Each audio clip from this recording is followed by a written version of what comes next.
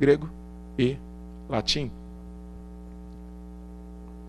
Tanto isso é verdade que um filme que foi lançado há algum tempo atrás, com muito sucesso, sobre a vida de Cristo, foi lançado na própria língua original dos tempos de Jesus, que foi o aramaico, não foi hebraico. Porque os historiadores sabem, a história prova, e a Bíblia mesmo dá indícios para isso, que o aramaico era a língua vernacular dos judeus nos dias de Jesus. Então, estou falando isso para justificar a mudança de Yehoshua para Yeshua.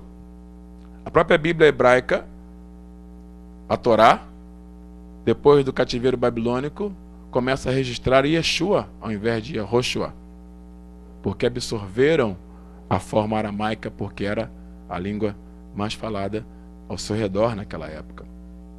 Agora, o que eu falo para vocês aqui, eu falo apenas como questão didática, porque na verdade não há nenhuma diferença real entre se pronunciar Yehoshua ou Yeshua, como também não há nenhuma diferença real de se pronunciar Yehoshua, Yeshua, Jesus, Jesus,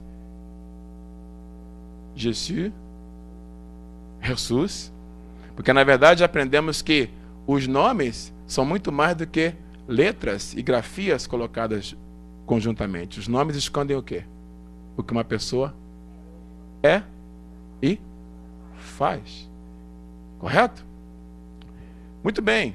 Eu me lembro, inclusive, que quando eu morava no Tennessee, não sei se já contei isso para vocês aqui, eu era estudante no Tennessee, e um dia eu estava limpando a escola, eu tinha um serviço, um part-time de limpar a escola, eu estava trabalhando, nesse dia eu estava sozinho, inclusive, geralmente trabalhava com a minha esposa, nesse dia eu estava só, limpando as salas da escola, varrendo, tirando lixo, passando aspirador, enfim.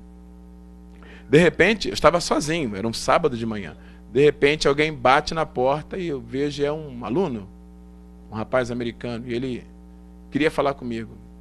Eu falei, bom, eu estou trabalhando agora. Não, eu preciso falar com você de qualquer maneira. Preciso conversar com você, por favor. Eu parei meu trabalho e comecei a atendê-lo. Ele me disse, bom, eu estou te procurando porque eu estou desesperado. Na verdade, eu vou direto ao assunto. Estou pensando em me matar, estou desesperado, não sei o que eu faço. Eu falei, mas o que está acontecendo com você? Aí ele me contou rapidamente a sua história. Ele disse, bom, eu tenho um problema que já vem se arrastando há muito tempo. Eu sinto uma perturbação espiritual que tem me desorientado. Eu tenho vontade de me matar. Eu sinto um impulso de suicídio. E me disse, na minha família, olha, fulano já se matou, Beltrano já se matou, Ciclano já se matou. Existe uma história de suicídio na minha família. E eu disse, o que você está fazendo em função disso? Eu falei, bom, eu tenho ido aos psicólogos, até na igreja que eu visito, me encaminharam para um psicólogo cristão, mas eu sinto que não é bem isso, porque não adiantou muito, eu continuo sentindo a mesma vontade de me matar.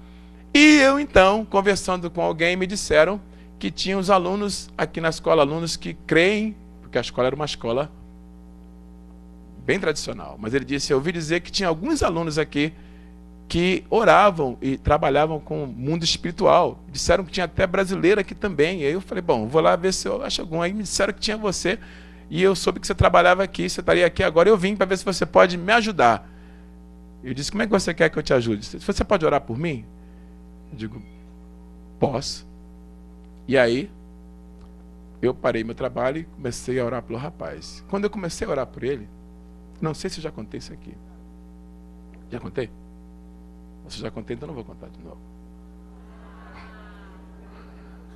Quando eu comecei a orar pelo rapaz, o demônio se manifestou no corpo dele. E ele começou a rugir, a fazer grunhidos com os dentes e começou a me xingar em inglês. Claro, ele é americano. Não podia me xingar em português. Ele começou a me amaldiçoar em inglês. Mas não era ele, já era o demônio manifestado no corpo dele. Mas começou a falar palavrões horríveis, me xingando, mandando para tudo quanto é lugar em inglês. E eu falei assim...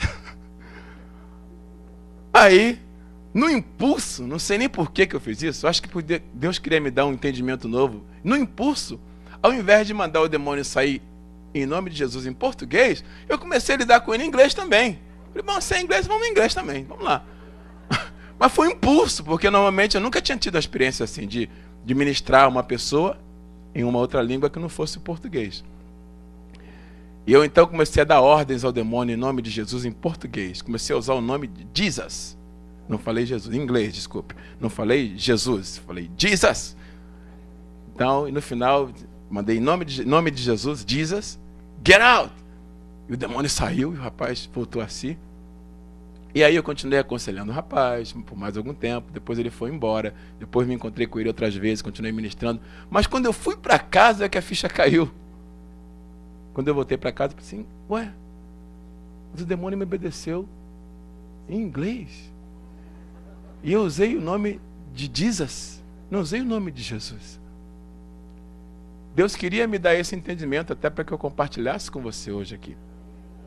O inferno sabe o que há por trás do nome do Senhor.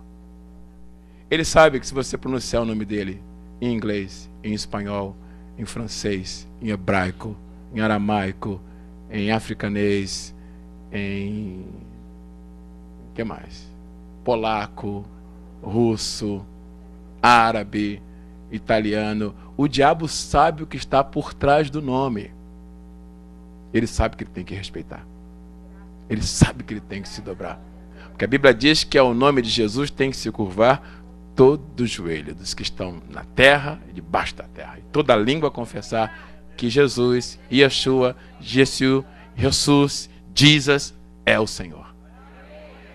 Não tem como. Agora, eu preciso abrir seus olhos para um problema que tem acontecido hoje no mundo, especialmente para você que é crente e é membro da igreja local aqui.